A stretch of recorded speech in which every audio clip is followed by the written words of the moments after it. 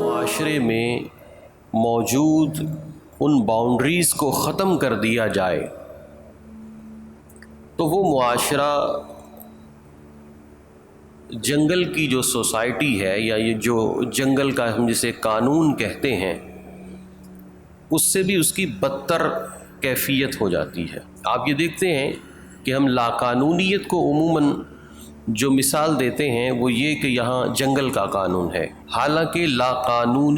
لاقانونیت سے جنگل کا قانون بہت بہتر ہوتا ہے۔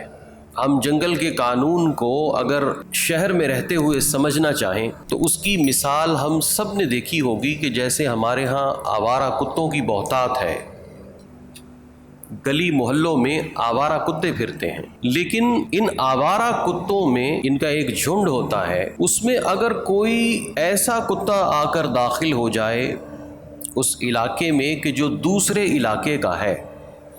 تو آپ نے دیکھا ہوگا کہ سارے کتے اس کو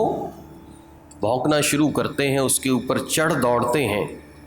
اور یہاں تک کہ اس کو واپس جانے پر یا بھاگنے پر مجبور کر دیتے ہیں۔ یعنی جنگل میں بھی لمٹس ہوتی ہیں، جنگل میں بھی باؤنڈریز ہوتی ہیں۔ ایک شیر ہے تو اس کا ایک دائرہ کار ہے، ایک قبیلہ ہے جانوروں کا، اس کا ایک دائرہ کار ہے، وہ ان لمٹس میں کسی کو داخل نہیں ہونے دیتے۔ تو جب جانور جنہیں ہم کہتے ہیں، جنہیں ہم عقل و شعور اور فہم سے خالی سمجھتے ہیں، جنہیں ہم پرند سمجھتے ہیں، جنہیں ہم درندے سمجھتے ہیں، جب ان کے رہن سہن کے اندر باؤنڈریز ہیں، حدود ہیں، تو وہ معاشرہ کہ جو انسانوں کا معاشرہ ہے اور پھر اس سے بھی بڑھ کر کہ وہ مسلمانوں کا معاشرہ ہے، تو اس میں حدود اور لمٹس کا ہونا کتنا ضروری ہے یہ ہم سب کو سمجھنا چاہیے۔ اب ہمارا المیہ ہے کہ جیسے ہی ہم حدود کی بات کرتے ہیں اور حدود اللہ کی بات کرتے ہیں، اللہ کی حدود کی بات کرتے ہیں، تو اب کیونکہ ہم ایک ذہن سازی کا شکار ہو چکے ہیں، ہمیں ایک خاص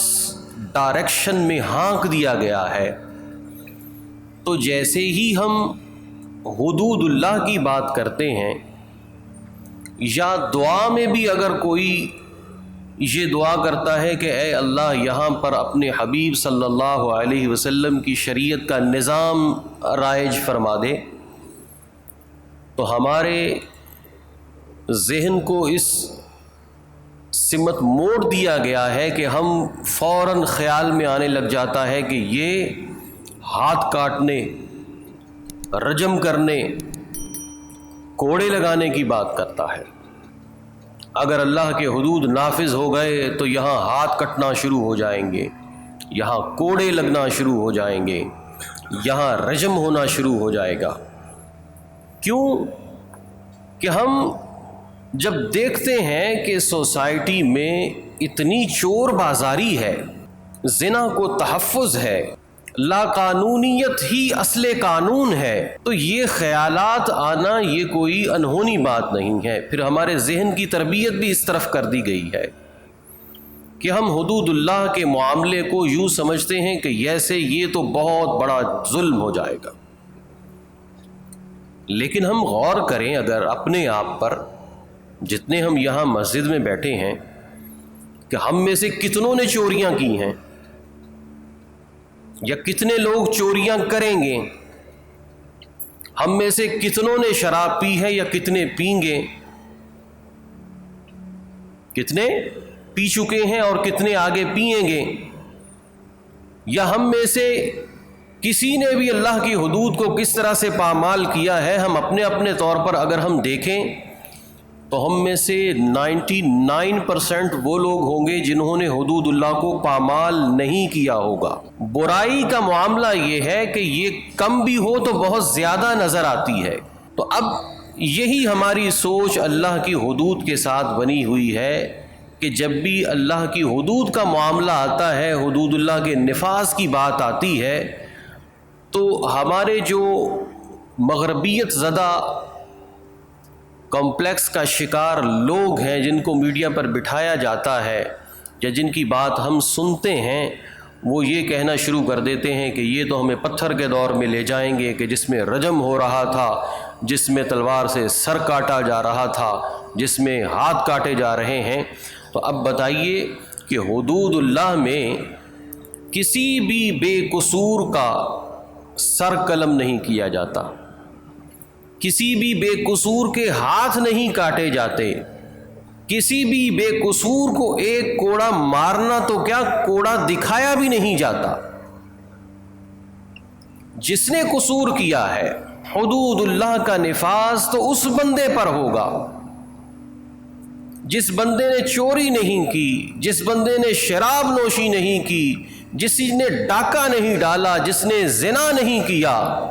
اسے حدود اللہ کے نفاذ سے ڈرنے کی ضرورت کیا ہے؟ من کے اندر چور خام خواہ بٹھا دیا گیا کہ ہم اللہ کی شریعت کے قانون سے خائف ہو گئے۔ جیسے ہمارے گھروں سے دین جو ہے وہ جیسے یتیم کو نکال دیتے ہیں، ایسے نکال دیا گیا ہے۔ ہماری سوچوں سے نظام شریعت اور اللہ کے حدود کے نفاذ کا مطالبہ بھی ہمارے ذہنوں سے نکال دیا گیا۔ یہ افسوس کا مقام ہے کہ ہم نے اتنے سال انگریزوں کی غلامی میں نسلوں نے گزار دیے، اس کے بعد ملک پاکستان بنا ہے،